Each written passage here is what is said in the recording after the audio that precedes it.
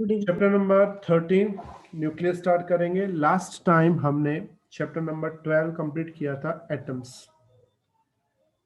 Atom में हमने model देखे थे, थॉमसन मॉडल, रदरफोर्ड मॉडल, उसके बाद हमने पढ़ा था बोहर मॉडल, इन सब के मॉडल पढ़े थे। तो उसमें जो रदरफोर्ड मॉडल था उसमें हमें न्यूक्लियस के बारे में पता चला। भी न्यूक्लियस एक एटम के अंदर का छोटा सा पार्ट है जिसमें पूरे एटम का मास कॉन्सेंट्रेटेड है और उसके अंदर पॉजिटिव चार्ज है। तो हम उस न्यूक्लियस के बारे में डिटेल में इस चैप्टर में डिस्कस करेंगे। तो सबसे पहले हम डिस्कस करते हैं रिप्रेजेंटेशन ऑफ न्यूक्लियस। न्यूक्लियस का रिप्रेजेंटेशन कैसे करें?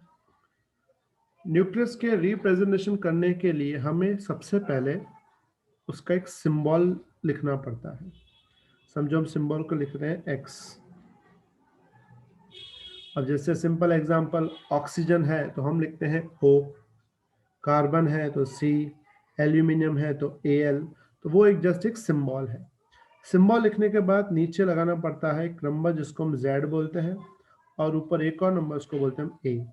ऐसे इसको इस टाइप से भी लिखते हैं या फिर X नीचे Z ऊपर A। अब इसमें Z और A क्या है वो हम डिस्कस कर लें।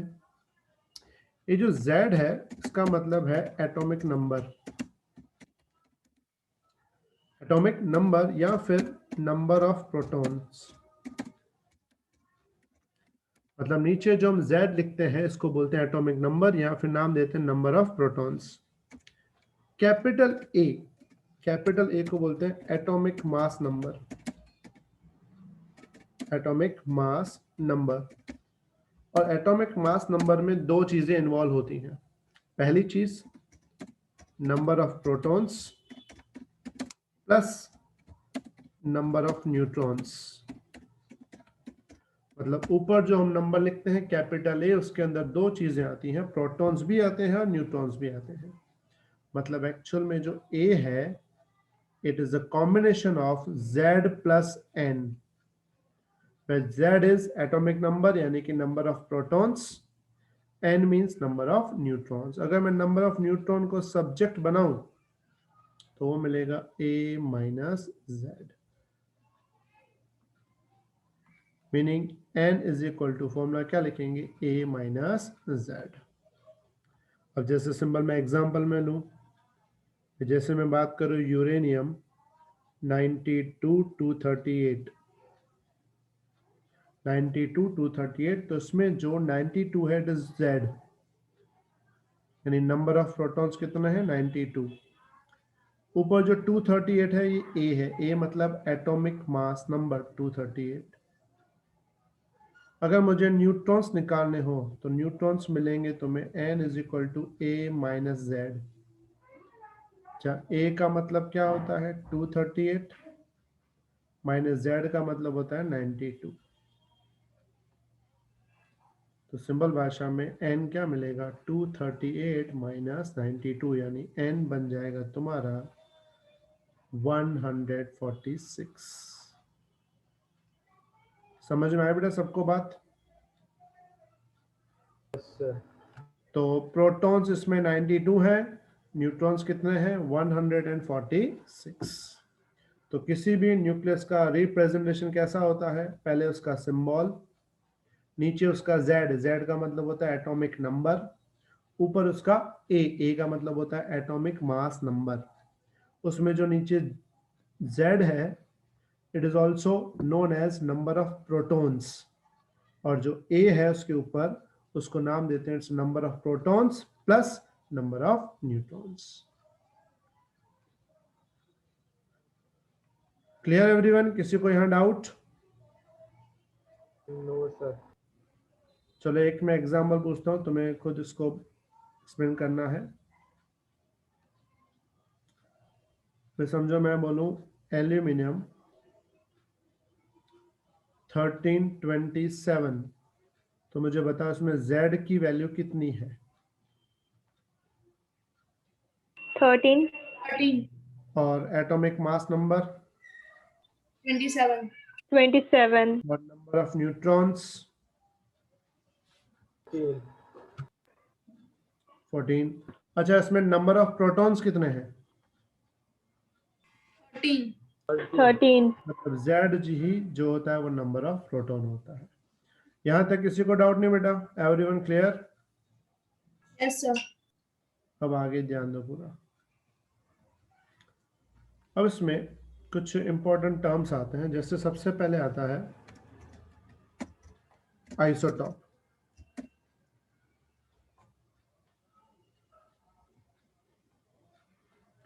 अब आइसोटॉप्स क्या होते हैं वो देख लेते हैं एक बार।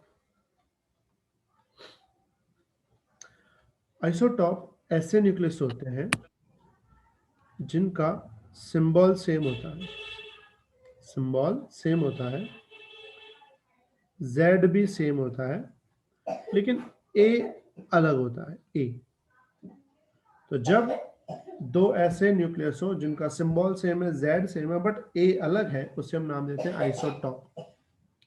जैसे example H11, H12, H13, H11, H12, H13, इसे हम नाम देते हैं आइसोटॉप, क्योंकि इनका Z जो है वो सेम है, बट A जो है एटॉमिक मास नंबर वो अलग होता है, इसलिए उसको नाम क्या देंगे हम? आइसोटॉप। समझ में आई यहां तक बात? Yes sir. दूसरा इसमें इंपॉर्टेंट टर्म आता है, it is called isobar.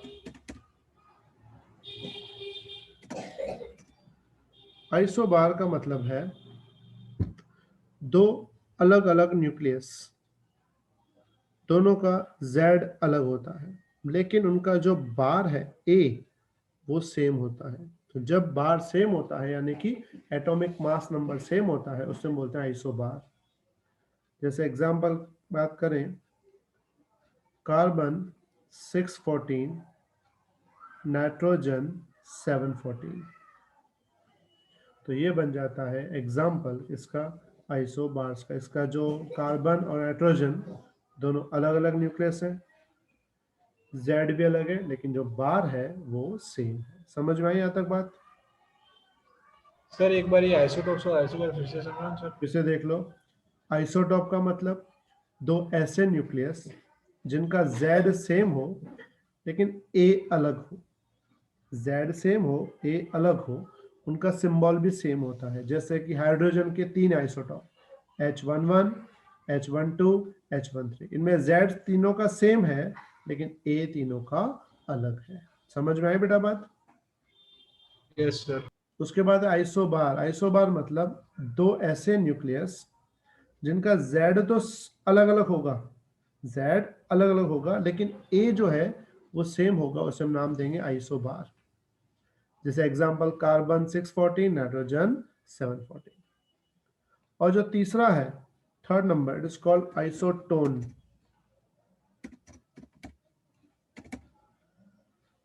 Isotone दो अलग अलग न्यूक्लियस होते हैं, एक्स और वाई, दोनों का जेड अलग होता है, दोनों का ए भी अलग होता है, दोनों का जेड भी अलग होता है, दोनों का ए भी अलग होता है, लेकिन दोनों का डिफरेंस A1 माइनस Z1 और इसमें डिफरेंस A2 माइनस Z2, वो दोनों का सेम होता है। मतलब number of neutrons are same. तो जिन दो न्यूक्लियस के नंबर ऑफ न्यूट्रॉन सेम होते हैं उनको हम नाम देते हैं आइसोटोन। मतलब इसका A माइनस जेड का वैल्यू और इसकी A माइनस जेड की वैल्यू सेम होगी। जैसे example H13 He24, H13 He24, देखो इसमें H13 में 3 माइनस 1 2 होता है, इसमें 4 माइनस 2 2 होता है, मतलब दोनों में नंबर ऑफ न्यूट्रॉन्स 2 2 है। समझ में आ गया बेटा सबको बात? किसी को डाउट? ठीक है, तो पहले ये पूरा अच्छे से लिख लो कंप्लीटली, फिर इसके बेसिस में मैं क्वेश्चन यहाँ नीचे लिख रहा हूं, वो तुम बाद में करना, पहले ये पूरा अच्छे से लिख लो फास्ट।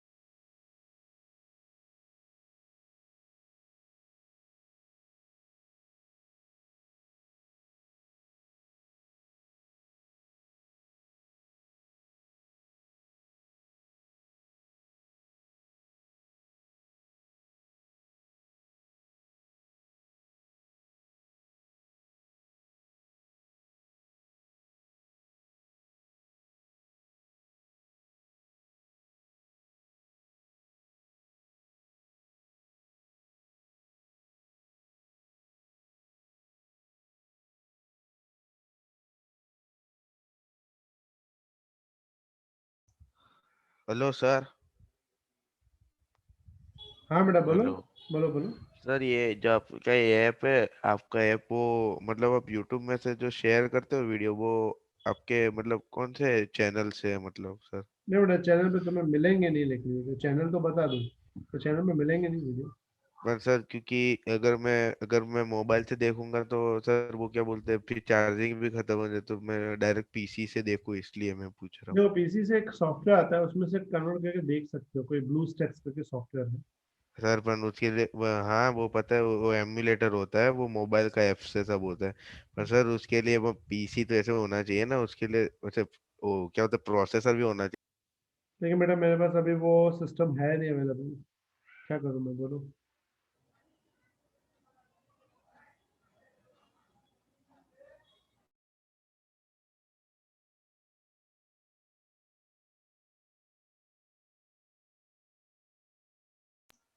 Hello sir.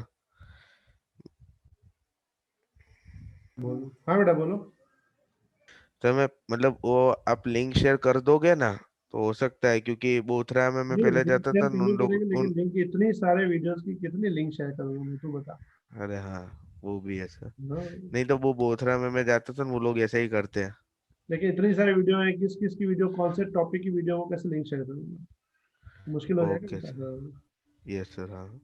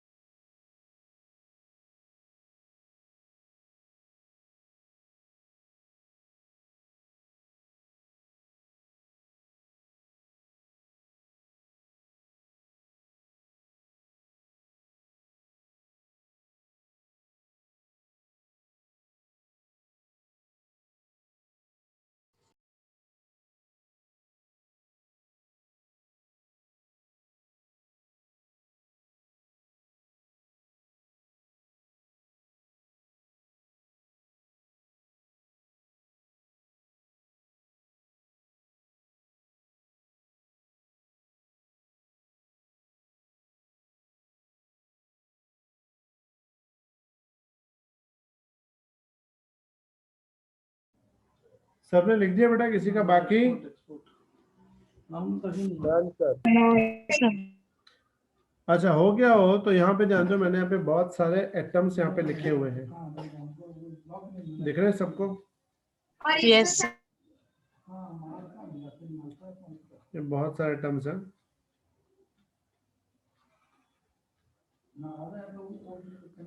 अब तुम्हें इन एटम्स में से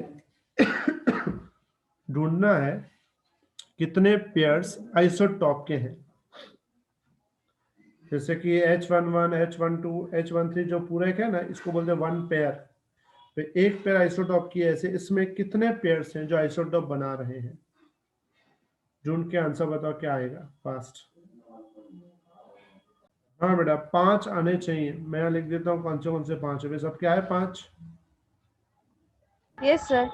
H. एक तो H का H. आएगा, H11, H12, H, HIHC फिर हीलियम का आएगा। हीलियम का कौन सा आया?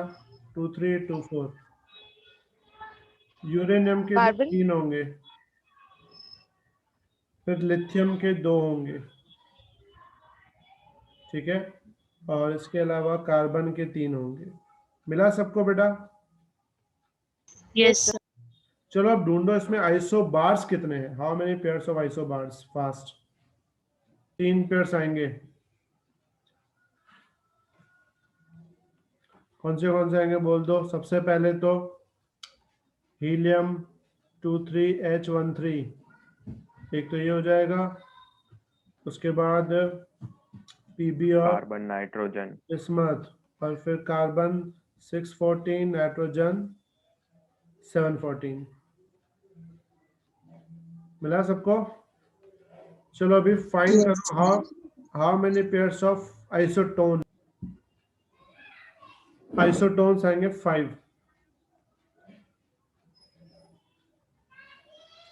बोलो भाई कौन से आएंगे आइसोटोन्स? तो He और Li। सबसे पहले आएगा H13He24, फिर आएगा H12He23, फिर आएगा लिथियम, बेरिलियम, बोरोन, तीनों। क्योंकि तीनों में देखो 8 - 3 5, 9 - 4 5, 10 - 5 5। ठीक है। उसके बाद आएंगे कार्बन 613, नाइट्रोजन 714, डिफरेंस देखो 7 आएगा। इसके बाद कार्बन 614, ऑक्सीजन 816। मिला सबको इतने? किसी को डाउट? नो। सबका यही है ना? ठीक है, लिख लिया सबने कि बाकी लिखना? यस।